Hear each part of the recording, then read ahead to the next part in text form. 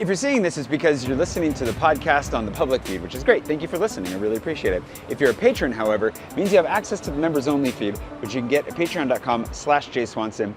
Look in the welcome message. You'll find a link to the post. That'll get you set up on the members-only feed, which means you get to listen to these podcasts as they come out in real time and not recorded under a Metro bridge. Is this a Metro bridge? I guess it's a Metro bridge. Anyways, patreon.com/jswanson. You can become a member. You can get caught up on all of the podcasts. You're probably about 5 months behind if you're listening to this right now. And of course, if you just don't mind waiting for those 5 months, that's fine. Thanks for listening. I hope you enjoy this episode of Garage Monologues, which may or may not involve Cooper farting. I don't actually know. We're gonna find out together. Swanson. Oh shoot. Jay Swanson. Check, check. Podcast. Podcast. That's 2. Podcast. Jay Swanson. Podcast. Jay Swanson. Yeah. Garage Monologue. Season? I don't, not this podcast, but I've definitely done them where I wasn't recording the, like either the video. The video stopped recording a few times on the camera that you have now. And then there were a couple where, yeah, I wasn't like recording the good audio. So like, yeah, definitely double check that you're recording everywhere. Everything sounds good, looks good. You look good. Thank you. I look good. Am I hunchbacking if I go like this? You're fine. I think so. Just to sync that up. Welcome to Garage Monologues, Season 2, Episode 7, I think?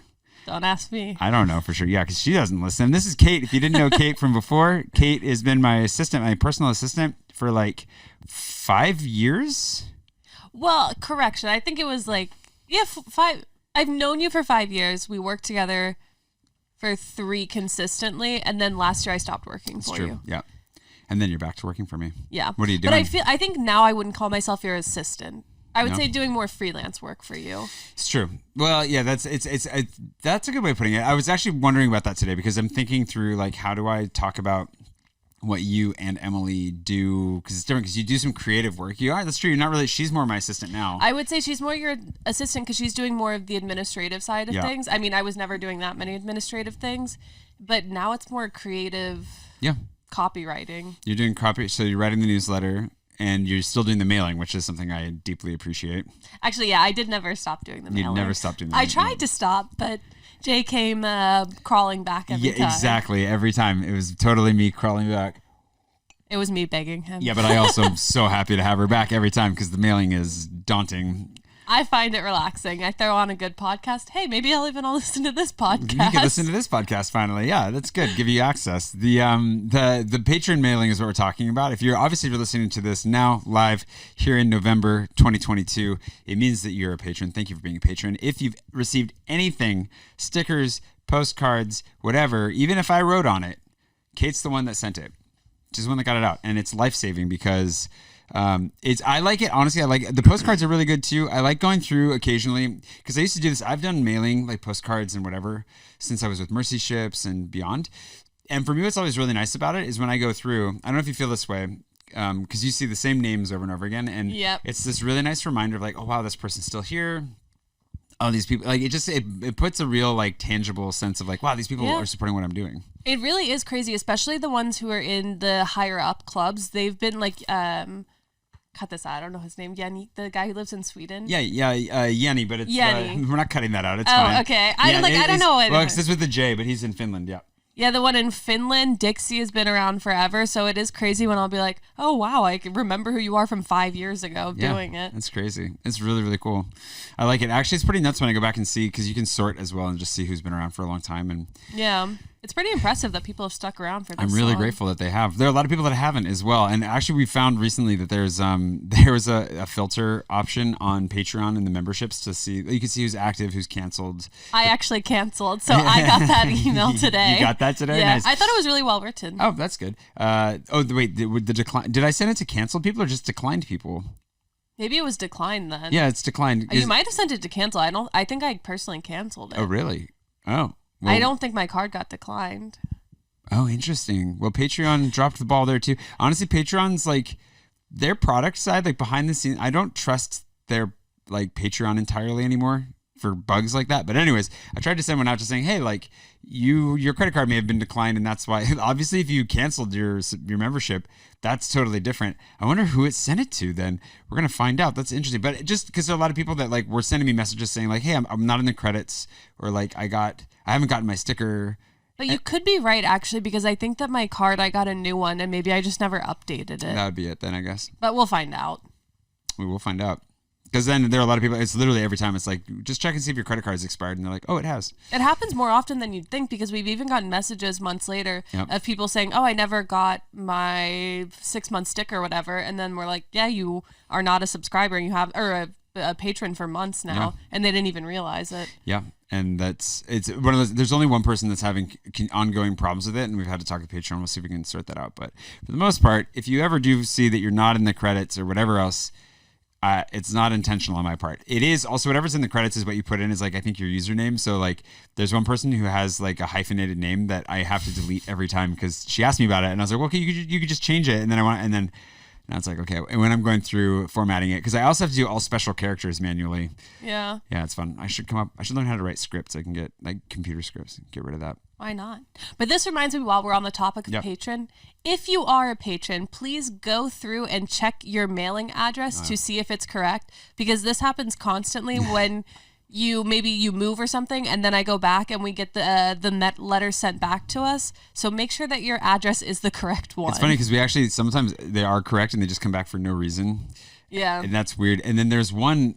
We had a batch where like the everything just got washed off the front of the envelope. The ink was completely gone. It's just the return address that was still there, so it just came back to us just like it looked like a blob. And I was like, well, I don't know who didn't get this. So if you didn't get yours, feel free to email us. Yeah, let us know. We want to get you like the stickers, everything. It just doesn't always happen. So, Kate, tell everybody a little bit of your story though. Like how'd you get here beyond how you ended up working with, allowing me to crawl back into your good graces occasionally. How did you, why are you here in France? So it started about, 5 years. Actually, in August, I hit 5 years. So when I was 18, I moved to Switzerland to au pair for 1 year. Mm-hmm.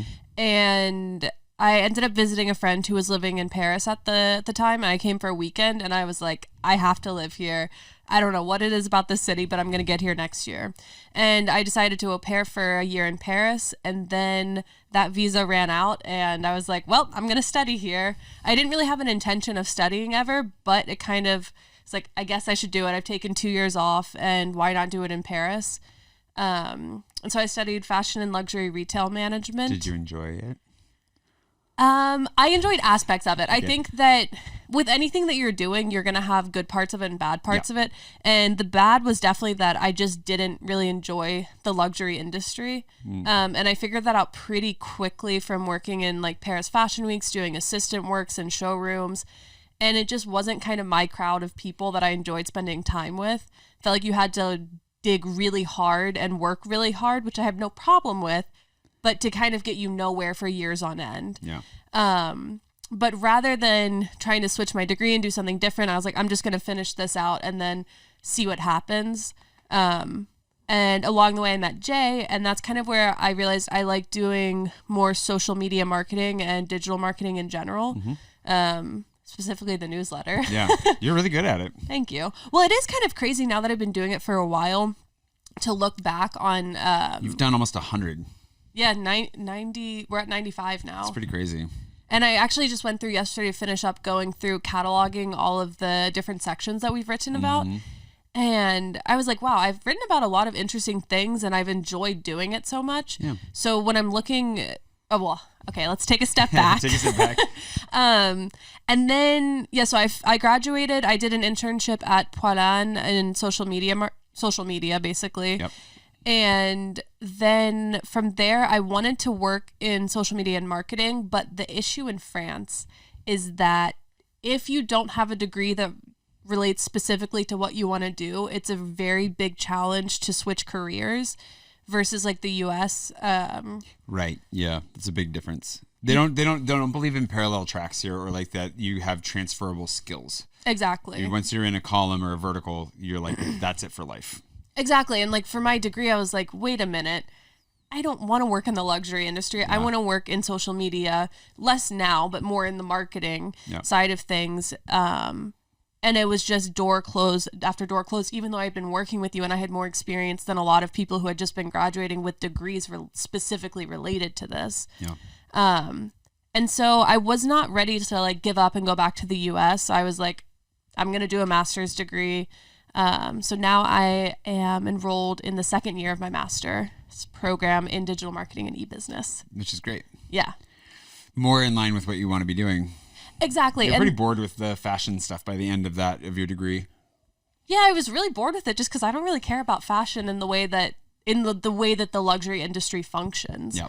I had like really specifically, what about that is something that you don't like? Like, you obviously are fashionable. You enjoy like buying cute stuff, and like you always look good. So like, what's the jump from like enjoying your personal fashion to not liking what the luxury side of it looks like? It was kind of a twofold thing for me. For the first part was just catering to the 1%. That was really frustrating to me, because I didn't grow up buying luxury items. I didn't grow up in this world of it. And when I moved to Paris, I was like, I'm living in Saint-Germain-des-Prés in like the fanciest neighborhood where the luxury industry was kind of born. And I thought at first it was so cool, but then you take a step back and you start studying it. And in some of your courses, you're studying how to properly greet people, how you have to hold your hand certain ways, and how you have to present coffee to these people. And I was like, yeah, when I'm looking at how much you have to work for these people and you're getting little to no result, it's just other than the satisfaction of these really wealthy people buying these luxurious items, I suddenly just lost all interest in it. Yeah. And then the second part of it was just kind of the waste of the industry in general. When you look at behind the scenes, for example, with like Chanel or Dior shows, how much money is poured into these like really elaborate fashion shows multiple times a year. Yeah. And this stuff is just throwing money down the drain when it could be used for something that actually does good in the world. I was just kind of like, it feels like just greenwashing to the max. So I was like, I don't want to cater to the 1%. And I also don't want to work in an industry that has so much waste and destruction. It's just kind of, it was really disappointing to discover kind of the behind the scenes side of that. Yeah. I was like, I don't have an interest in doing that. No. But you followed your conscience, which was really good. Yeah, which so I'm why really are you still happy working about. for me if you're following your conscience is the question. I'm following my conscience. I enjoy working with you. That's good. I enjoy working with you too a lot. We've worked together for a long time. You were there for both offices. You've been there for everything, basically, I think, right? So give the people a little bit of that. What's the behind the scenes of working with me and like watching me go through the stuff that I've gone through the last couple of years? I don't think we swear on the podcast. Do we swear on the podcast? Well, that's what I've been thinking. I feel like I swear a lot in real life. I know, I do like, too, but I don't think we swear on the podcast. Thank Well, you. Paul swore a lot on the podcast, and I don't know if I bleeped it out. So this may be... Fuck. No, just kidding. Yeah, there. Well, now it's in there. So my apologies. She's just going to do what she's going to do. Anyways, what's it like? Wait, just quick side note. Yeah. It is funny having the camera here because I feel like there's a third person in the room. Yeah, it is. There is a third person in the room and 3,000 people in the room. So Yeah. it's pretty crazy. Yeah, you were asking about the behind the scenes stuff of what I do for you. I don't know what it's like working. What is it actually like working with me? I think I really enjoy working with you, and I obviously would not have kept it up for this many years if I didn't. Yeah. That's why I buy it. You're still here, so Exactly. she's not just saying that to be nice. She doesn't say things just to be nice. Oh, not at all. That's not Kate. Yeah. I'm a very blunt person. Actually, I was with my friends at school the other day, and we were talking about like personality types, and I was like, yeah, I just don't think I'm that direct of a person. And everyone around me burst out laughing. They're like, are you kidding me right now? Yeah. You're the most direct person that I know. Yep. I'm like, oh, interesting. Oh. I feel the same way about myself. I'm often like, I'm not that direct, and people are like, yeah. I think you were way more direct now than you were a few years ago. I've grown a lot in it. Well, I want to be direct. That's the thing. I don't want to beat around the bush, and I admire the Dutch for that. Just say it. No mean spirit. Just no, let's just be honest. And it's out of character, I think, for Americans, because especially abroad, we get pinned for like our stereotypes a lot more. And it's like, oh wow, you guys aren't so American. You're actually direct with people. Yeah. And you're like, It just depends on the culture, because I think there's Cooper some. farted. Yep. Thought about putting some candles down. This is the danger. There's not a single podcast that Cooper does not interrupt. Cooper. We can just start doing this right now. If you're listening to this, not watching, I'm waving my arm over the cage to try and. Sorry. The nice thing is that this is unintentionally strategic. The only real hole is on your side, so should put a. Oh God, now it's coming on me. should put a candle. Should put a candle over there. Cooper farts aside, yeah, I think it depends on the base level, like what are the point of references or the frame of references. Because if you're coming from a culture that is very direct, Americans are weaselly, and if you come from a culture that is more indirect, Americans are very direct. So I think we kind of hit it in the middle, leaning a little bit direct. Yeah. But it also depends on where you come from in the States, because you're from the South, and I'm from the Northwest. We're much more direct. We are not. Yeah, and so that's and like for me also we have like, I'm not from Seattle, but there is like the Seattle freeze. So we're much more like Parisians in like how we carry ourselves, and we're also really sarcastic, like really, really to the point that we're dry. Like you just think we're not even joking, right? And it's also not great. So like it kind of depends on what your frame of reference is and where you're coming from. Yeah. And then it totally informs the way that you see the people you're with. But like I would rather be honest and push people away with my honesty than be dishonest and gather more people by being, like. Yeah, and I think it's something that comes with maturity too. Kind of what we were talking about even before we started recording is being more honest and direct, I think, is something that happens as you've gotten older. Even for myself, I've gotten a lot more direct with people as I've gotten older, because I just feel like that's the best way to go about things. Yeah. It is, but it's the same thing. The cliche that's true, that, just to be yourself, whether that's in love or relationships or anything else, it's like, and this is what I've had to apply really to my experience on YouTube as well, but like, you just have to be yourself, because you don't want to gather people for a performance. Yeah. You don't want someone to fall in love with you for somebody you're pretending to be, and then discover who you are and reject that. Like, you want to find somebody who loves you as you are. Well, and the interesting thing is, when you're younger, you know a lot more people who do it, because I think that when you're younger, it's natural to want to have a lot of friends and know a lot of people, because you think that gives you more just kind of societal status where you know a lot of people. But then the people who tend to, in their mid-20s, around my age, like 24, who start being more real and have smaller friend groups, for example, versus some of my friends, not my friends, some people I know who are a bit older, and now they've realized like, oh, I spent all my time trying to gather all these people in my life, but I wasn't honest with anyone, and now I just don't have that many friends at all. Yeah. So that happens. That'll get pulled out from underneath you. I'm also somebody who used to be like in college. I was a big man on campus for sure. Really? Oh yeah! What a surprise! And no, I just can't. I only know you from your like Paris era, so I can't really imagine. Tell people what that. But what is that then? That was your original question. You didn't know me. You didn't know me with hair, so. I didn't. It'll be interesting sometimes when I see some old pictures of you. Yeah. Because when you started off doing YouTube, if you don't know, I had one of my initial projects with Jay was to watch every single one of his videos, which has been very beneficial. But why did you have to watch them? Don't just start. That just sounds narcissistic on my part. Like, boost my view count. I will pay you to boost my view count. By 1 view per video. Great. No, it was to basically catalog. It was a metadata project to catalog where he had been in Paris, what he was doing. Yeah. Make it easy to figure out where are these things in my videos. Yeah. Yeah. We haven't put that to use yet, but I still think it's valuable. It is at valuable. Some point. We need to revisit it as a project. It's just we were doing it for my friend's website, Archivos, which was like we were like going to build like a story world almost out of my Paris experience to help people navigate it and find everything. And I think it's a great idea. It just was an overwhelming amount of information and work. Yeah. But you got paid to watch my videos. You're the only person that's ever been paid to watch my videos. So very special. But I did get to see you, like, see the transformation from where you are now. Even before I knew you, of watching those videos. Well, I didn't know who you were or watch any of those videos before I met you at Le Peloton. But seeing you kind of when you were at your low is when you were starting off doing YouTube. It was just, you looked very lost. You kind of didn't know what you were doing at all. And then even when you got to Paris, it was definitely a struggle for a long time. But now I feel like you're in a really good place. I mean, you have been for a while. Yeah, it's getting better all the time. Yeah. Thankfully. It's a long decade.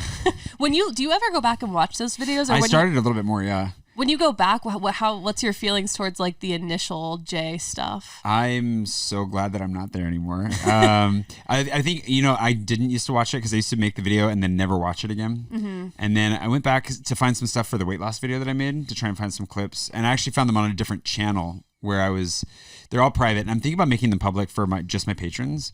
If you guys want to go and see like 20 videos that I made in like 2015 when I was kind of experimenting and stuff. And what's funny about it is like I can see like the potential. Like I'm like, oh, like it's not good, but I like I'm not cringing. I'm like, okay, I talked way too long. Nobody cares about this. Like, so I know that, but then I'm like, my music choice here was good. Like this was a really creative way to use the camera. Like. And seeing maybe some of the elements that you still use today. Some that I still use, and then some that I've lost. And I'm like, oh. And I went back and I grabbed some old music to use in some videos recently just because of that. And I was like, okay. And then I got copyright claims. So I was like, okay, no more of those. But then, you know, like, it's really, really cool it is. And I actually was watching a video. I forget who it was. I think it was Your Mom's House, Ashley. Do you know Your Mom's House? No. It's a YouTube house it was a creator house that existed for a year. They're friends of friends. I don't know them, but I watched an interview with one of them, and she was on Colin and Samir. Shout them out. They'll never see this, but shout them out. And she was talking about how she found that she just stopped watching other YouTubers now because she found herself comparing herself too much, which is fair because I can do that sometimes too. And instead she went back and watched her old stuff and found a lot of inspiration from herself. And I was like, that's exactly what I was just doing. And I was like, that's actually really cool. Like I used to hate watching my old videos. And now when I go back and I watch them, I'm just like, no, this is like, okay, like it's going somewhere. So yeah, I don't know if I do think I'm always improving, but I don't have a clear view of it either. So it's like, it's nice to go back and be like, oh, okay, like this isn't terrible, you know? Yeah. Well, even when I was watching the videos a few years ago, I never thought, wow, this was a terrible video. I mean, the only thing, it was like you were rambling. Yeah, some of them are boring, yeah, for sure. But also, I think that's what happens when... You're making a video every day? Not even when you're making a video every day, but when you were living in Spokane. Nothing against Spokane, but it's dependent on your location, and Paris has endless things to go do, film, see, visit. So it opens up a world of like... what you can actually film. And Spokane was also different because I was like, I mean, also not going to knock Spokane here, but I'm also happy not to be there. But it's not only there's stuff to do, but it's more about the mentality, right? Like I'd moved back in with my parents to try and save money to launch a product that I really couldn't afford to be a part of. And like, I was just getting deeper and deeper in the hole. Nothing was working. Like I was just in a dark place. Yeah. So like, I was just going like whatever side hustles I had to do to make ends meet, like moving furniture, building furniture, like working with the thrift store, doing whatever I was doing, and then going home to edit a video for like the 5 people that were watching. It was just a really hard period to be like doing anything. So like, I think if I went back to Spokane now, I would find a million things to film. Yeah. You know, it's what you're looking at. That's true. Because I really do believe anything, you can find a story as long as you're ready to tell a story, which I haven't been. I also went through a period where I wasn't doing a good job of that, and now I feel like I'm getting back into it.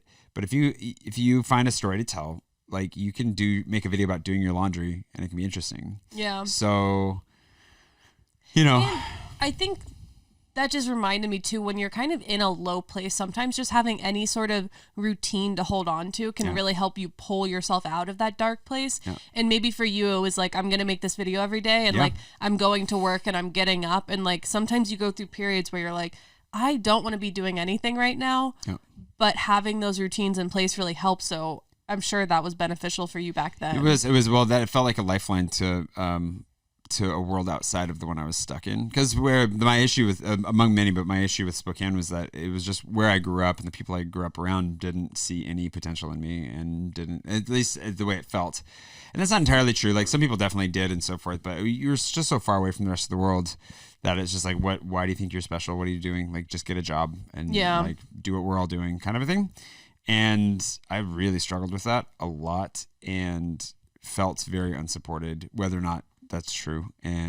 But it's how you felt, and that's the reality of the situation. Yeah, and I mean, I have examples of definitely not being there, and there were people that were supportive, definitely. But also, you know, I think I was just thinking about it as you're saying it. Like, thankfully, I had just enough of that energy left to really launch myself one last time at something. Yeah. And like YouTube showing up every day to make that was like a lifeline, creative lifeline, and also like a one to an outside world. But then, like, I just had enough to kind of just get away. You know, like thankfully I got to a place where like, oh, this is my job. And then when I hit the real burnout right before the pandemic, and like I was just a mess for a long time, like then it was like, thankfully there was a cushion there for me. Yeah, you had built something that I'd for never had before. Already. Yeah, because I didn't have to. I thankfully could take some time and just figure things out, and thankfully my patrons were there to make that possible. So, but it's true, especially when you go abroad and you're kind of investing all of your time and energy into whatever you're doing, there is this element of like, I have no option but to succeed in this, because if I fail, it's not like my parents are a train ride away. It's like I'm moving I'm moving back to a different country. So it does feel kind of like this pressure. I mean, I even felt it when we were talking about what I was going to do after I graduated from my undergrad. It's like, I'm in this weird in-between place. I don't have enough to get myself a job that's high paying what I want to be doing. Yeah. But the option for going back to the US was not an option in my head. No. And it was also at a time when we were just finally having our freedom back. Yeah. Because for the past year, it had been like in the pandemic. And I was like, I'm just miserable in Paris. Yeah. I don't want to leave on this note for a city that I love so much. Yeah. I'm glad you stayed. Oh, me too. Yeah. Well, no, but I feel that pressure is huge. Like you're starting your life over again if you leave a country. Like, yeah. And it's not like, it depends on the level of support you have, but it's like, man, I can't imagine trying to start over right now. Like going back, like I could make it work, I'm sure. Yeah. But like, especially like it takes you so long to get established in a place like Paris. Like it takes years. Yeah. You don't want to give that up. No, God, no. And I had felt like after I graduated, I was like, after I graduate from the master's, I had this idea, I want to go to Berlin and I want to like get a job there and kind of start, not even fresh, but just kind of. I remember that. But I decided to test the waters this summer by going to Greece to do an internship at a hotel and work on a beach, just to kind of see what is it like going away for 3 months. I know I'm coming back. I have my apartment and my friends, everything back that I'm going back to. But even going away after a month and a half, I was like, whoa, I have it good in Paris. Yeah. I do not have a desire to try and reestablish myself right now. I'm happy where I am. Paris is great. Yeah. I feel that. I mean, it's amazing. I especially as we get ourselves back into like getting back out into the city, like updating the guide and preparing to hopefully get the app running and whatever else. It's like I've come to realize over the last couple of years, especially, but Cooper's also changed things for me a little bit on that front. Like how known I am in the city, not like just in like a person to person way. Like I'm already a social butterfly, but then like all the connections and relationships that we've built, and like from friends and acquaintances to business relationships and so forth. It's like, it takes you so long to build a network that intrinsically is a huge value to walk away from. Like it's a huge thing to say like, oh, I'm going to just pack up and leave. Because this is the longest, being in Paris for the last almost 6 years is like the longest I've been in one place basically since college. That's crazy. So, and even in college, I moved every year, but I was in the same town. So like, yeah, it's... Well, and when I was younger, I mean, I know I'm still young. We both You're are. Young and young. We're both young. I'm an old man. But, like when I was 18 and I was looking around at some of the people, like I grew up in the suburbs of Atlanta, I was kind of like, how have you guys stayed here your entire life? Yeah. I don't understand it. And now I'm looking around, I'm like, I kind of get it. That's not what I would want personally, just because I don't find that area interesting.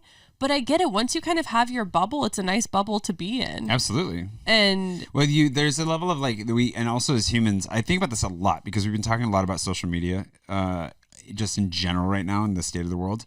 We're not evolved to exist in communities that are this large and that are this mobile. Like most people throughout human history didn't go beyond a handful of miles, past where they were born. You just had your community and that was it. And there's something. Growing up, I rebelled against that because I was like, I have to get out. I have to go somewhere else. That's how I was. Yeah, I'm so thankful that I was able to get out. But I also realized that a lot of that was probably the result of unhealthy relationships, like unhealthy stuff with my family. Like I was just running from unhealth in my family. If my family had been healthy, if we'd been established in a different way, there's so many little variables that could have changed. Like maybe I actually would have been like really stoked to stay home. Yeah, I hear you on that, but I've known a lot. You've told me a lot about your family and that background. But coming from my side of it, where I had a very healthy home bringing, I had a lot of friends in high school. Yeah. I think that you are who you are at the end of the day. And like, obviously who you're surrounded by does shape you. But I think there still would have been that itch to just leave no matter what. To go explore. Yeah. I love exploring. So yeah, it would have been hard not to. Yeah. Yeah, it's true. Maybe it just would have looked different. I don't know. But maybe that's also that thing where it's like, I've come here to reestablish myself. This is home now. Yeah. Would that, because there's so many people that want to explore, but then they're like, well, I'm always going to go back home, someday. And it doesn't even have to be abroad. Like the U.S. is such a large country. Like there's so many places you can live in. It's like the same can be said about someone who grew up in the suburbs of Atlanta and decides to move to Chicago. Yeah. Reestablishing yourself in any city is difficult, without going abroad. Yeah.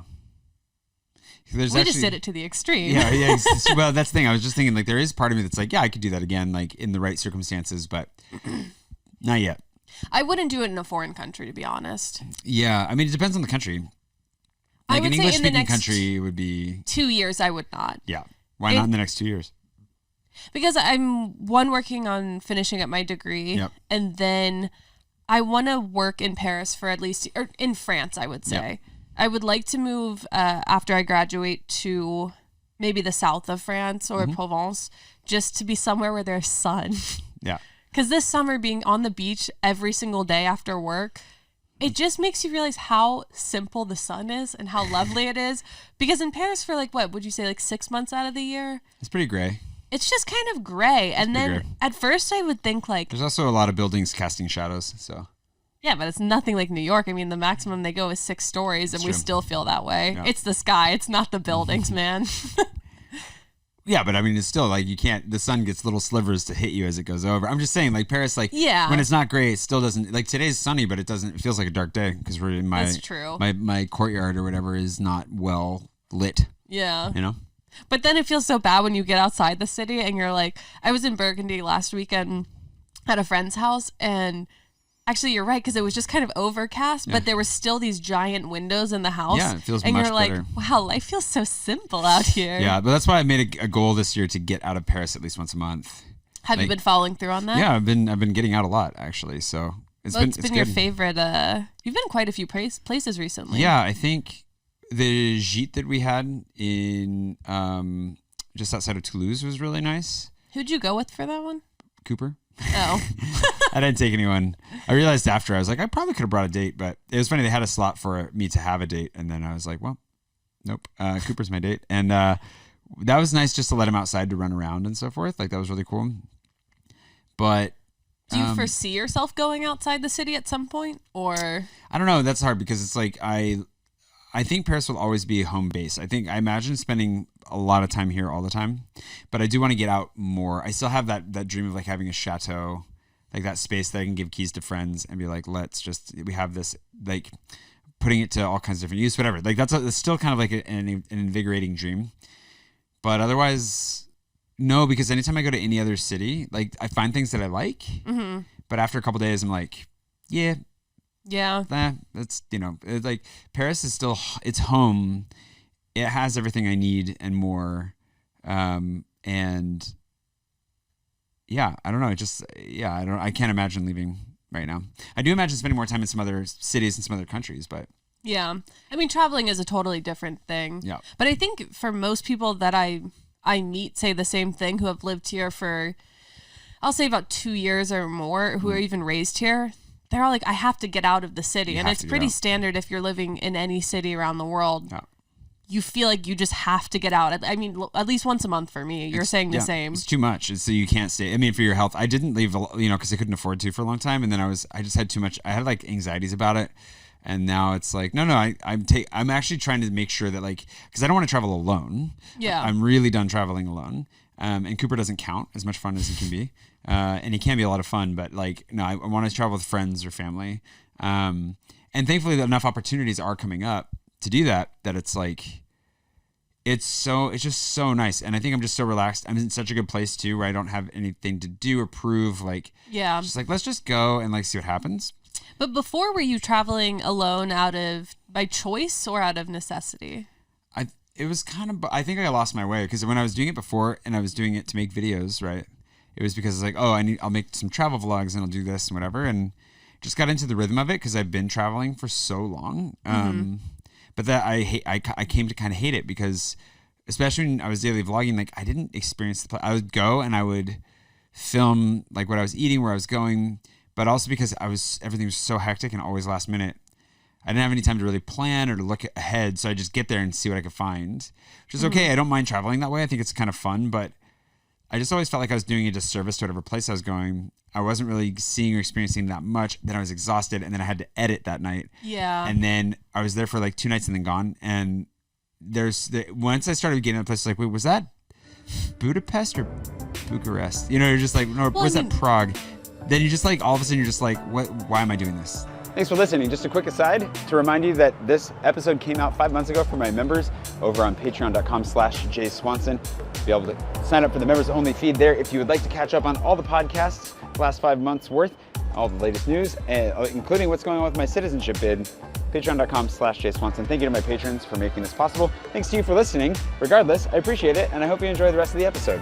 Well, for years you were like, basically my brain is on YouTube. My memories are on YouTube. When you're producing a video like that every single day, film it, hit edit, and then hit send, and you're kind of like, that's out of my brain now. I don't even remember. Yeah.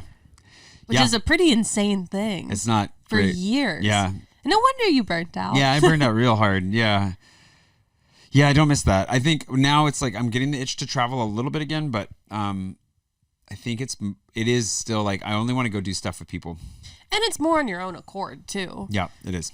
Yeah, and I don't feel that pressure because I think in the past I had a misguided pressure. I was like, if I do these trips, then like somehow I will make more money, I think, and that wasn't true either. Or produce more interesting content and more people will want to follow me, kind of thing. Which also wasn't really true. So, just like I've had a long misguided YouTube career that thankfully has worked out somehow along the way.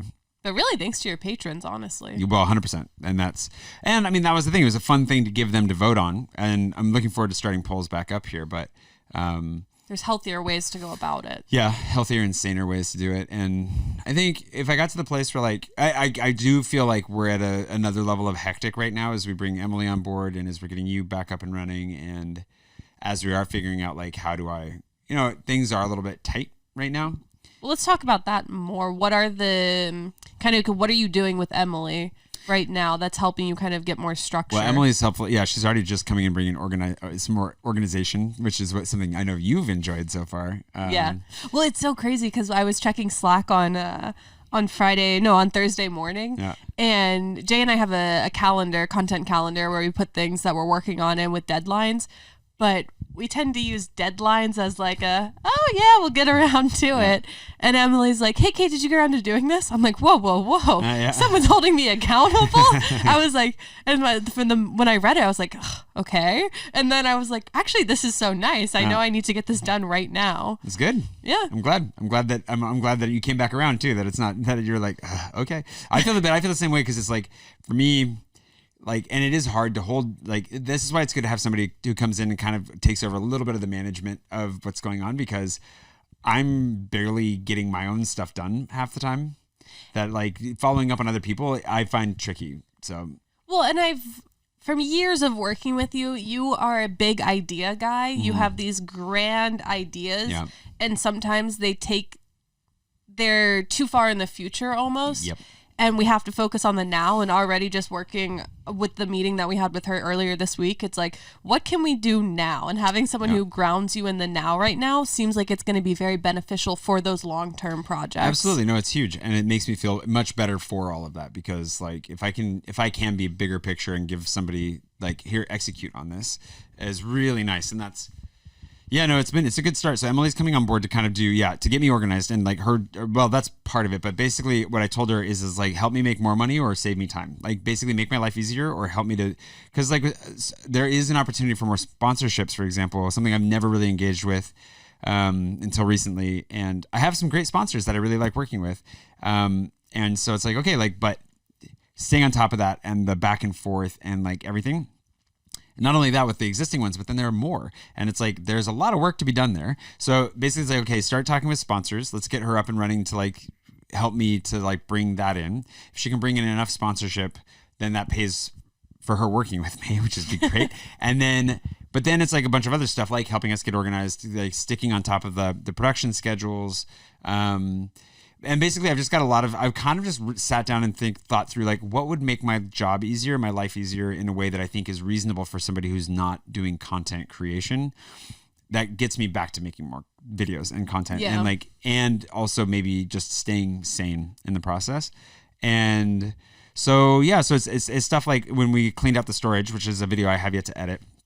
We clean this out. There's just a bunch of extra, some old stuff that's like, well, we could sell this on the Bon Coin, you know? And so it's like, here, can you sell this for me? Like, just things like I just don't have the time or the energy for. Because I also think that, I mean, I know that because I get these comments, I think there are a lot of people that don't think I actually really work. They just think that the videos magically make themselves. But like, what I do for a living is actually a lot of work. And then adding Cooper to the mix has been, it's definitely my choice, but it's also like he takes up a lot of time because he is a baby. And so having somebody that can come in and pick up some of those pieces and just get me to a normal state. And then once we have that ready, once we have some systems in place, our communication is good, we're all on the same page, then there's room for her to go and start taking on some other pieces, either helping to systematize. Because one of the things that, like in the content creator world, like if you want to get beyond just like, if you want to get off the track where you're going to burn out, what you have to do is you have to systematize and build a business around it. Yeah. And for me, I've made some bad decisions in the past where I was like, oh, what we need is like office space, or we need this or whatever, which we had good intentions. It's money that just ended up getting burned. And it's like, no, what I'm going to do is I'm going to pay myself less, and I'm going to I'm going to cut out all these expenses. And what instead I'm going to do is I'm going to invest in people who are going to help me to build this into a thing that like doesn't require me to sacrifice a part of my soul every year to keep alive. Well, and they can create these systems that take a lot of stress off of you. Yeah. Which is what she's already doing. Yeah. I felt instantly better. Like once we got started. And I think it was good because I wanted to meet you guys halfway as you were coming back too. So like I wanted to make sure to do like the onboarding documents I did. Yeah. No, that was good. This was the second time around, I think. Yeah. Second or third time. For you?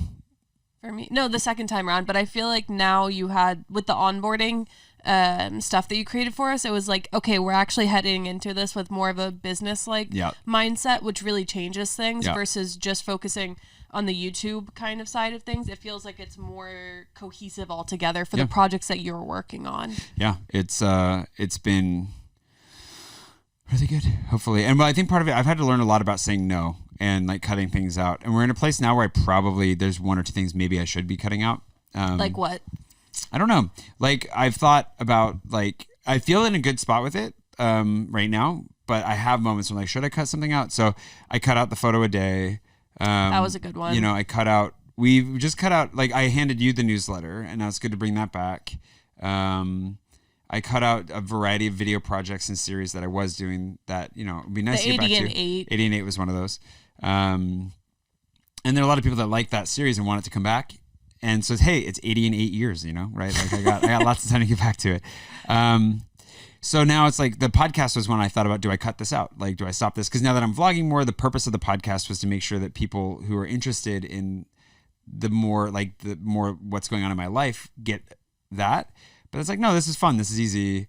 Well, it's chatting with friends. It is. It's nice. It does take, I mean, it'll take me a few hours to finish it afterwards. So it does take a half day's worth of work, but I think it's worth it. And, you know, do I cut out, I'm not going to cut out Price in My Pocket, but that comes up. Do I cut out like vlogging? No, I think that's really important to get back to. Those are like the foundational elements. Now it's kind of like, what do I add back in? And just adding a little bit more to see like, how does that do here and there? One step at a time. One step at a time. And because we're thinking about doing like a series on my citizenship process. We're thinking about that project excites me. I think that'd be really cool. So like, there's a lot of good stuff to add back in, but it's like, okay, let's just take this one step at a time. And when I'm doing it now, I'm making sure that there's people involved, that there are people involved and ready and on board that make sure that it's not just me. Yeah, I think that's a really crucial part of you not burning out again. Yeah. And the nice thing is me and Emily, who are working with you, I would say the most right now, we know you on a friendship level too. So it's nice where I feel like we can be like, no, this is too much. You're taking on too much. You need to take a step back, or you can add a little here. Yeah. Because sometimes you like to go head in on projects. Yeah. Head in, is that right? No. All first. In, head first. Both feet. Whole body, dip it in. Just going for it. Into projects without really thinking sometimes. Yeah. But yeah, I feel like it's different this time. Trying to change that. Yeah. Well, and I'm just trying to apply. I think in the past though too, like a lot of it comes from getting to a healthier place. Where if BetterHelp was sponsoring this, would be a good place to insert that. But now from your sponsor. I probably shouldn't say that because I don't know who's going to sponsor this. But but I was going to say that like being in this place now is also partially because in the past I was always in like a desperation mode. Yeah. And like I spent so much time having to hustle and do so many things just to stay afloat that it took me years to realize I don't have to do that anymore. I can just do one thing and that is enough. And then we can build off that. So a lot of it has been cutting out side projects. But it started out by quitting jobs, but then it was like all these little things that I'm keeping going because I think somehow they're keeping me alive. But also, I in think reality, they're not. Because I'm similar in this way where we attach our work to our self-worth in a way.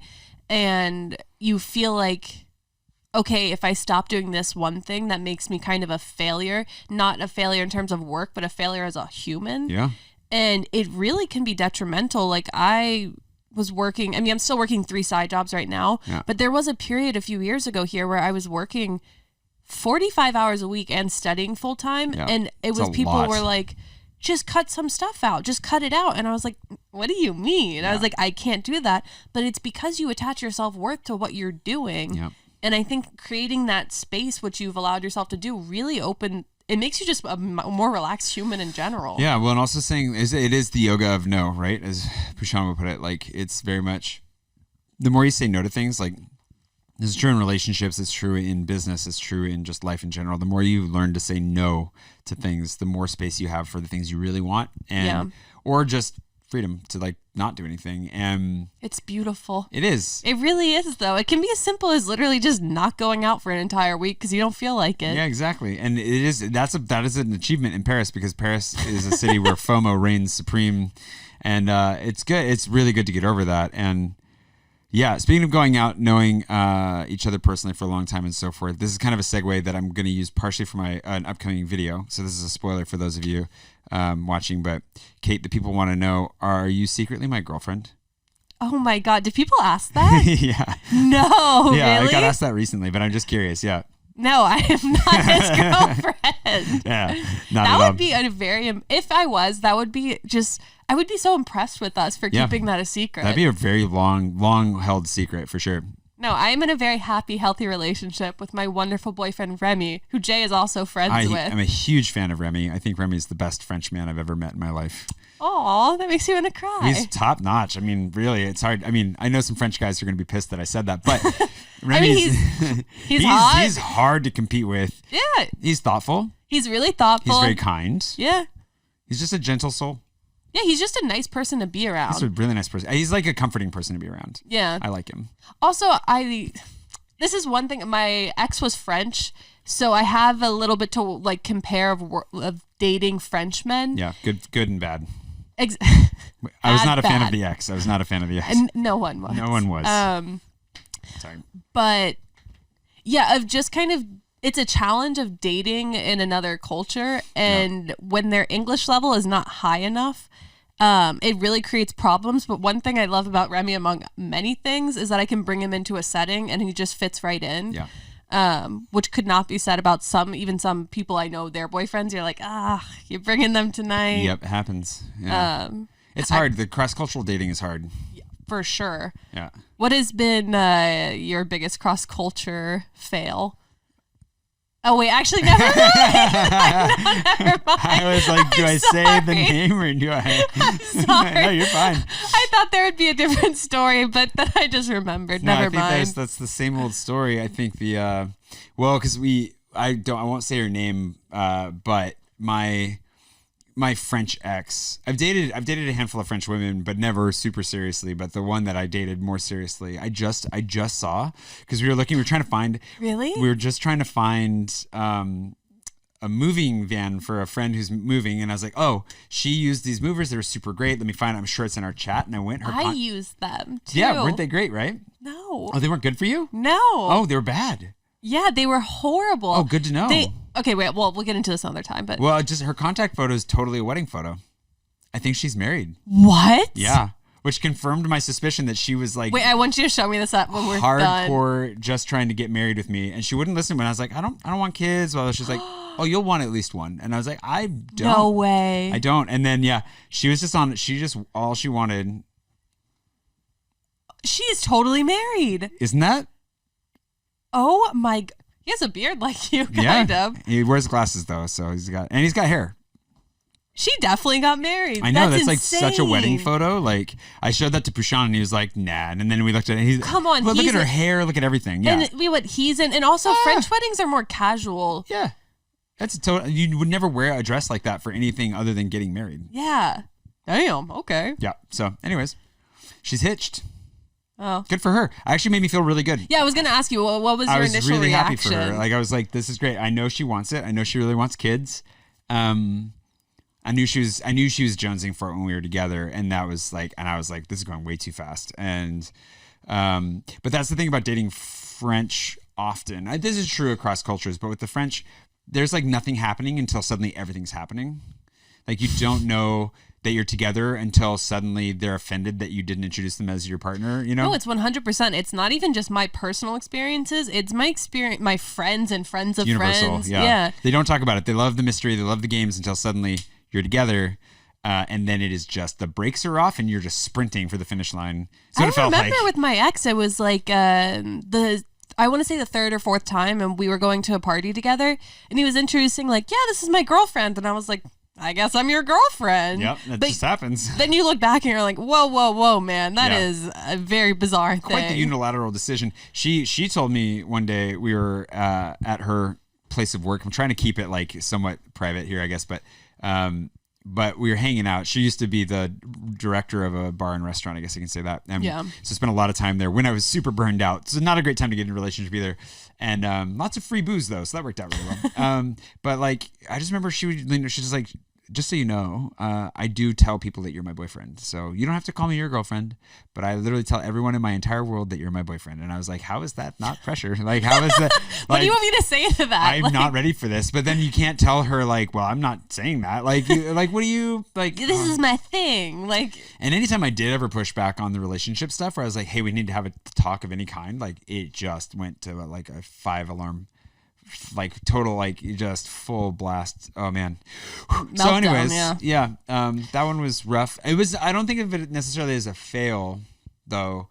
But that, yeah, she was one where it was the same thing. Like, she wouldn't integrate into my friendships, into my world, into anything. well, as soon as I asked the question, I was like, I think it was a friendship thing, which is like, Yeah. again, across, like, no matter what culture you're dating yeah. in. You have to be, I would much prefer to be with somebody who can just be a part of Yeah. what's going on. But it was really funny at Cooper's birthday party, which Yeah. was last Friday. Me and Remy came, and like we were just drinking, and I go to the bathroom, and then I come back and it's Sam and Richard, and Yeah. the three of them were talking. Yeah. And for those of you who don't know, Sam is He's the British guy that makes the lamps. yes. He's always wearing the red and black jacket. And then Richard, everyone knows Richard, but he's from Australia. So those are two Anglophone accents that can be a bit tricky. Oh no. And so I come back and Remy's just like really like looking at them like this. And then I go outside for some fresh air, and I was like, are you okay? He's like, I don't know what the fuck they are talking about. funny. He's like, when you said you were going to the bathroom, I was like, no, please don't go. He's like, I now understand how you feel in French parties sometimes, Yeah. that you just start laughing when everyone else does, but you don't know what they're saying. Yeah. And I was like, yeah, welcome to my world, man. Yep. Sometimes you just got to nod and say, yeah. And then he'll be like, do you understand what we're saying? And I'm like, yeah. He's like, really? I'm like, shut the fuck up, man. Yeah, of Okay, course- of course obviously not, I'm yeah. just laughing with course everyone not. else. Yeah. Yeah. No, those are golden moments. But the nice thing is, it is cool because you naturally, I think, when you're with your progression of French, and I think this is true of any language probably, but like I notice that you just recognize, oh, I'm just not as lost as I used to be. Oh, for sure. But there's always still stuff that I don't understand, words that get thrown out there that I'm like, But what? do you spend a lot of time with French people now, or not as? Yeah, but it's like always one-on-one. Like because my old the group of French people that I really used to hang out with, like there's a generational destruction point that happens in your late 20s where like Yeah. people get different jobs, they have like breakups or new relationships or whatever. So like when I moved back here, I had like a really solid French group that just literally exploded right when I got back. Oh God. Okay. And so like I lost all that. And with French friends, unless you get in through a relationship, if you're doing it on your own, it's a 6-month commitment. So like I listened to what's her name, the comedian. Sarah Donnelly. Yeah, Sarah. Her show that she's doing right now is just fucking hilarious. Yeah. But one thing that she was saying is that if you have French friends, she's like, I want you to think about where those French friends came from. Yeah.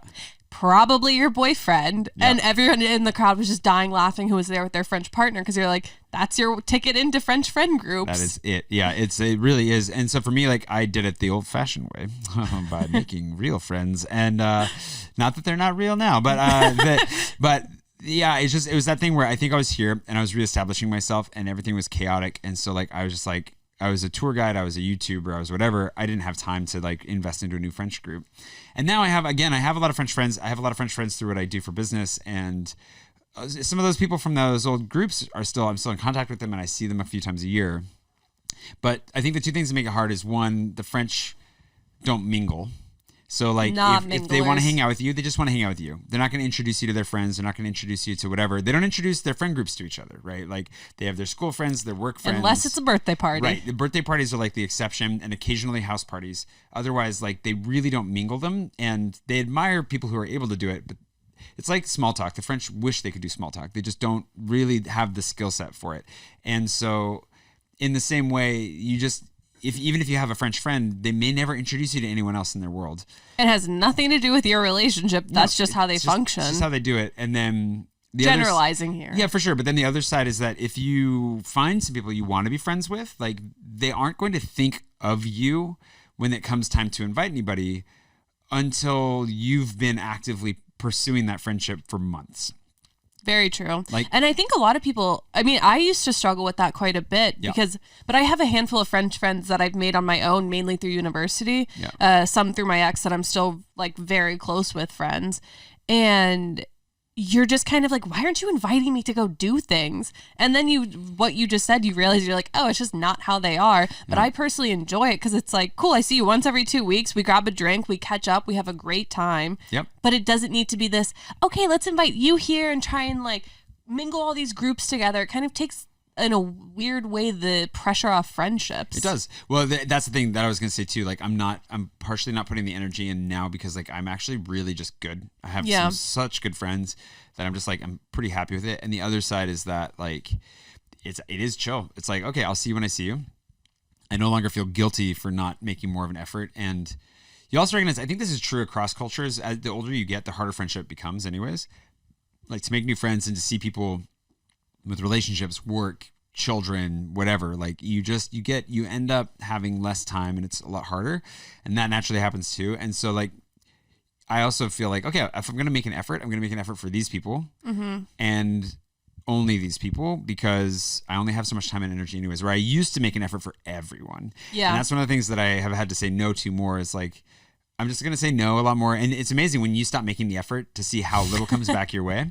And then you're just like, okay, cool. Like naturally, that just naturally cut out 90% of the people I was hanging out with. And then you see insane. There are some people that do still make an effort, you know, like Sam, who you referenced, is very good at making an effort. Yeah. And I really respect that. And I think there are some people that are very good at being proactive and generous. And then that makes it easier. But you also don't want to fall into it where you're like, well, now I just don't make an effort for anyone anymore. That's dangerous.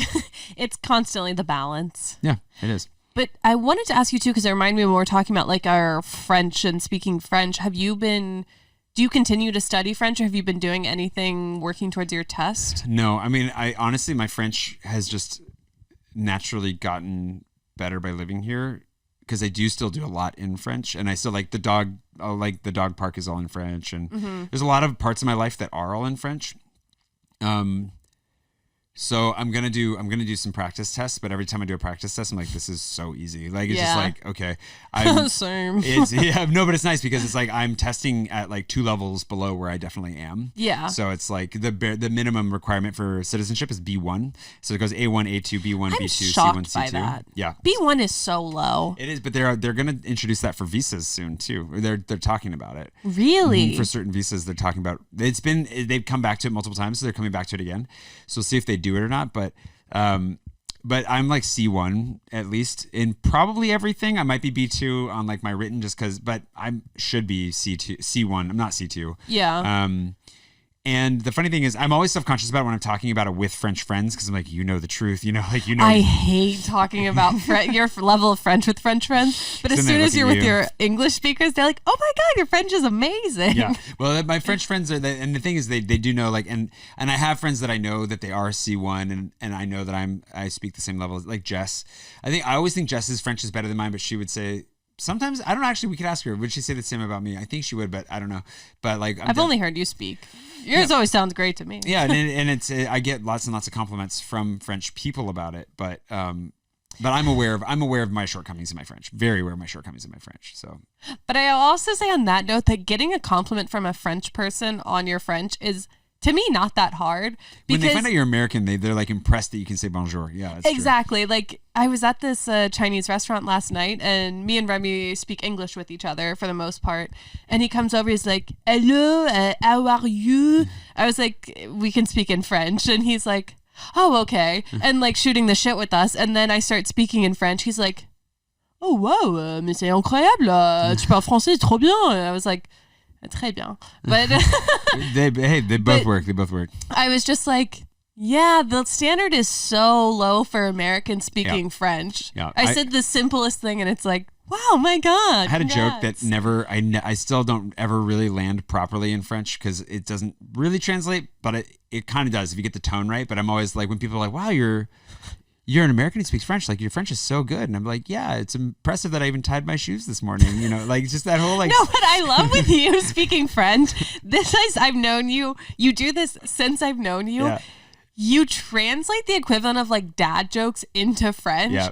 And for the most part, for years, you just get this kind of look where it's like, But Jay continues to do it, and I just find it so endearing. You're just like, no, I refuse to give in to this French sense of humor. Yep. I'm going to keep telling my jokes, and either you're going to appreciate it or you're not. Well, then it comes time to like finally start learning how to tell the joke better, you know, like but because one of my goals was a few years ago, I was like, I'm gonna make French servers laugh. Like that's just my goal because it's impossible. Like I was like, I'm gonna get to a point where at least more than 50-50. Just tip them; they'll laugh at anything. And no, yeah, maybe. I work at, and I'm like, if you Touché. tip me, I'm like, haha, thanks for anything. No, but I'm always trying to make the jokes happen, and but I realized that a lot of it did come down to actually like my tone and the way that I presented it, because I was like, these jokes just don't work. And then when I explained it once, I just walked through and I was like, oh, it is because I just translated that wrong or in my brain in a way. And it's like, oh, so I re-engaged with it. I'm funnier in French than I used to be. Congrats on that. Some of the times, sometimes not funny at all. So it just depends. But I mean, it happens even in English. You tell a joke, you're just like, that did not land. It's true. I think you're pretty funny. I'm funny sometimes. Yeah. Sometimes. Anyways, this has been a good chat. That's a great note to end on, a good humbling note to end on. Yeah. Do you want people to follow you on Instagram? No, thank you. Would you like them to subscribe to the newsletter? Yeah, subscribe to the newsletter. Okay, I'll put the newsletter link below. I am remaining more private in my life That's now. fair. That's good. That's fair. I knew that, but I also was like, I'm just going to double check. No, I appreciate it. Yeah. It has been, I know we're wrapping this up. So you we can are. cut out, No. but it has been interesting after I went back to the US, and since I got back, I don't know, something just clicked for me where I was like, I don't need to be posting what I'm doing all the time. Yeah. And it's been an incredible amount of relief in my day where people can't keep track of me. They don't know what I'm doing, where I am, who I'm with. And I'm like, I think this is how life is supposed to be. So I'm enjoying my more private time right now. That's good. I've been doing much more of the same, like with Instagram. I'm not posting as much. And Yeah. I really think we should back off of all of it a lot. I still like YouTube. I think I can stand by with YouTube because YouTube is like, it is what you want it to be as far as like infotainment or education or like whatever. Like you can get so much good stuff out of it, but like still like walk away more like from social media, and especially making it so easy to track your life. Yeah. Yeah.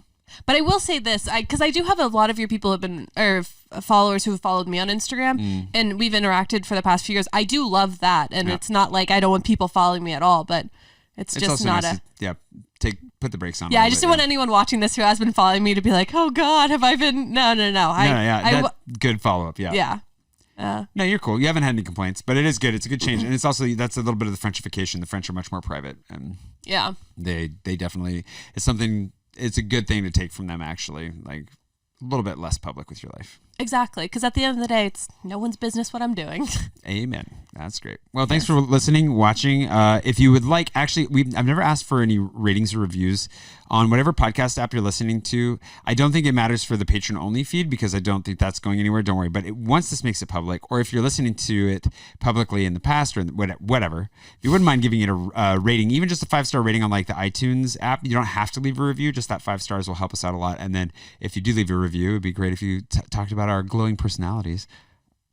And otherwise, thanks for listening and for watching. And we'll see you bright and early one of these days sometime soon for one more garage monologue and more vlogs and more newsletters. Well, thanks for having me. It's been a joy. Thanks for coming. I'm so happy. I'm so glad. I actually was talking to my sister the other day and made me realize why because they're in the process of like adoption, and she doesn't want to call the now middle child the middle child.